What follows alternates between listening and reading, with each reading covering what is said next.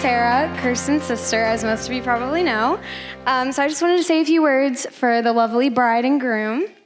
So, from the time I was old enough to understand that one day we would both grow up and get married, I wondered who our soulmates were.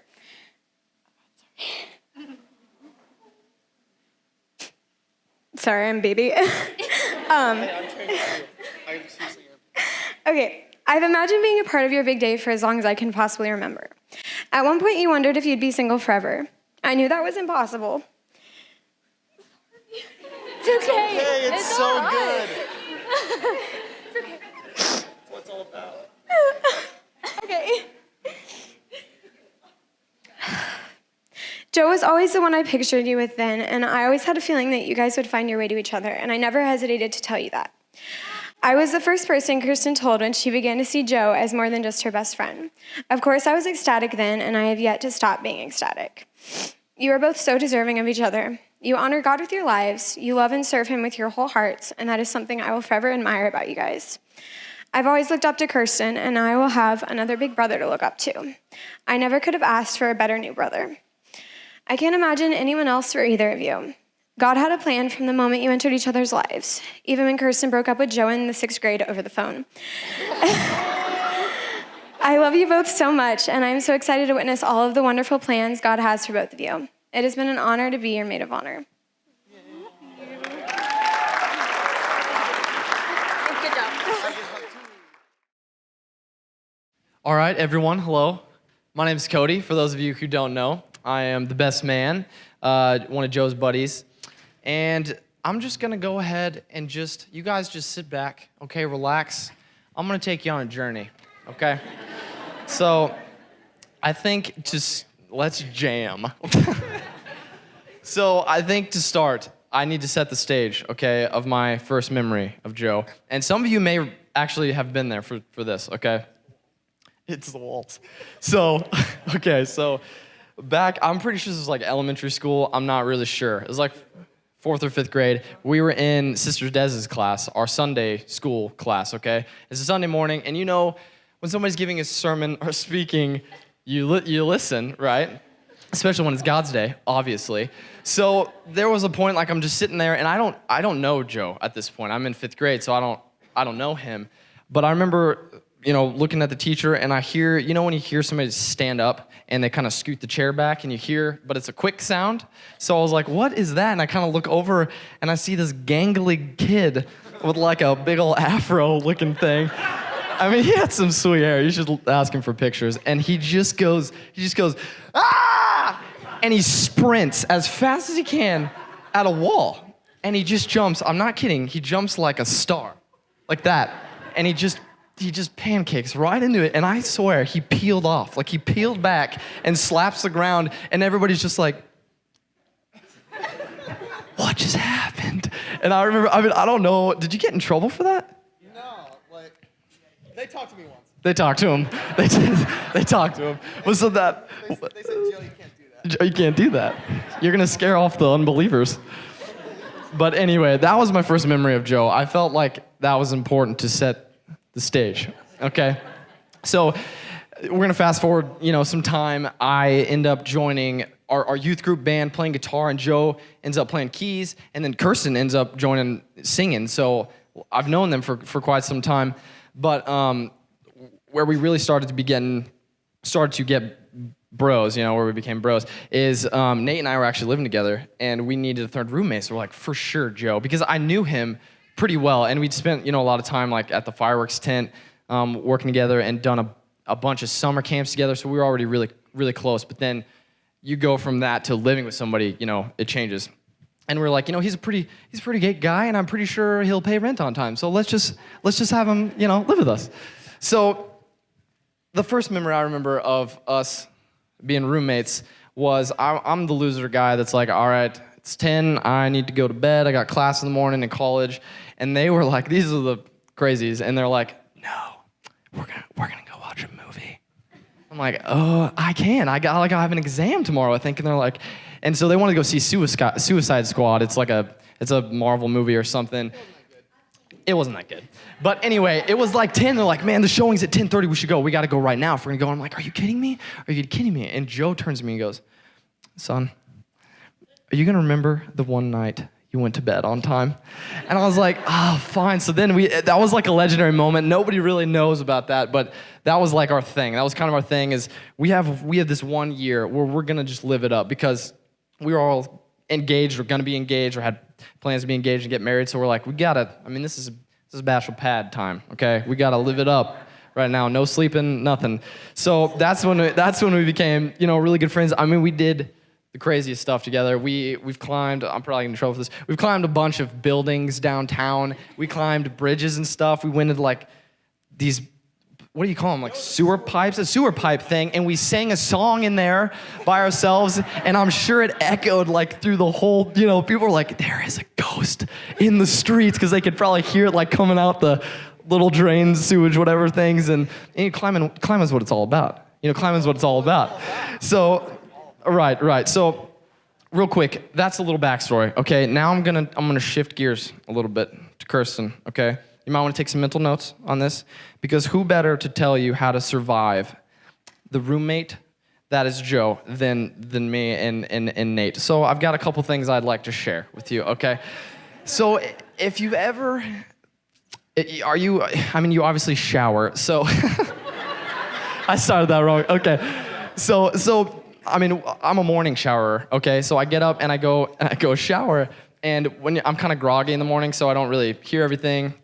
And our apartment bathroom was it's really loud, and so I can't hear when somebody opens the door. And so I remember like taking a shower, I got like my hand up against the wall, just barely awake, and I see and hear this plastic cup come over the top of the shower, and I'm like, what? I'm watching it in slow motion, and I'm like, what is that? And it comes and clanks the side of the wall, and then after that, just ice cold water just sloshes me on the head, and then the cup bounces off the wall and hits me in the face. So be prepared for that. There also, if you ever go grocery shopping together and you see him grab a 5-pound bag of Skittles, red flag, because you will probably find those Skittles for the next year in just various places that obviously not for eating, like in the cap of your chapstick tube, or like your tube socks, or I found him in like my pillowcase. We did this to him, and then he did it to me, and like on top of picture frames, like he must have spent hours with the 5-pound bag of Skittle. Like, that's a good spot. Those are some good things. Let's see what else we got here. Oh, okay. So you don't even know this, okay? You don't even know that I've deemed you this, but I've given you a title, okay? You're the sleep clanker. Because Joe and I had an adjoining wall, okay? I slept on one side, and my bed was against the wall that we shared, okay? And in the middle of the night, this guy, he's the loudest sleep talker in the world, and your hands have their own gravity because they're so big, and I know that you're laying in bed and you roll over and you just like smack the wall, and I'll wake up and I'll hear it. I'm like, dang it, Joe's like partying in his sleep in there. So just be aware of that. They are pretty painful, and he doesn't mean to. You're a victim just as much as he is, okay? Just keep that in mind. Another thing is, he goes from 0 to 10. Like from when he wakes up, he's immediately happy. And if you're not a morning person, you better wear some earplugs, because he's gonna be whistling. When he gets up, he's just laying in his bed like this, and he just stands straight up. He doesn't bend at all. He just goes whoop, and his sheets fall down, and then he's just awake singing. And it's awesome, but when you're tired, I'm like, dude, you better shut up. I'm tired. I'm just kidding, but No, you're not. I'm not. A pro, though, he's a super good snuggler. I know that from experience. Okay, so you are, though. You're really comfortable. Yeah. So we're gonna move on. Sorry, don't want to get lost in the memory there. So I'm gonna shift to you, okay, and get a little more serious. So I've known Kirsten for a very, very long time, and her and my sister are really good friends, so we spent a lot of time, just hanging out and chilling in our basement. And Kirsten, you were one of the coolest people I've ever met. Cool isn't really the right word, actually. You are one of the most hardworking people, super determined. I've watched you go through school. I watched you be an excellent friend of my sister, which is awesome, because it's my sister. And we spent a lot of time in the band together, and you really, truly love God, and it's an incredible thing. And I'm just really glad that my I'm just really glad for you, man. You married up. You did. So I'm really thankful to you because, for real, it's a real saying, but behind every good man is an awesome woman. So thanks for being there for him.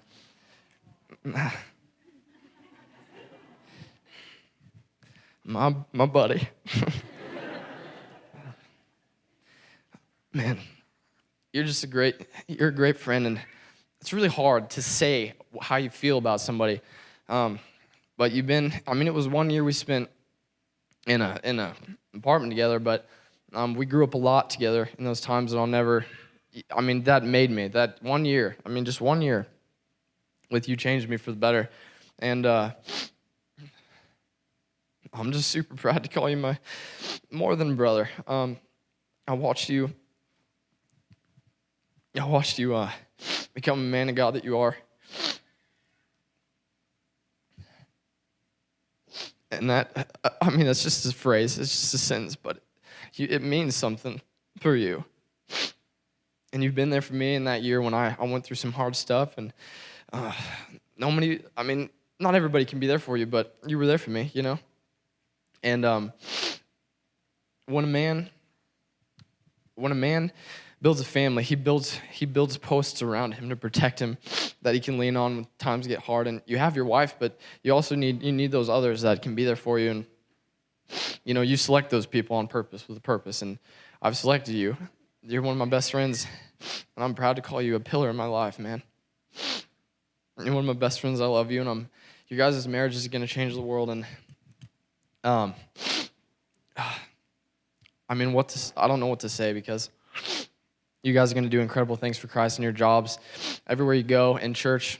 Every time you guys open your mouth, it's a blessing. And I'm thankful for you both, and I wish you the best. And I'm really excited to walk this journey with you guys, and you chose me to be a part of it.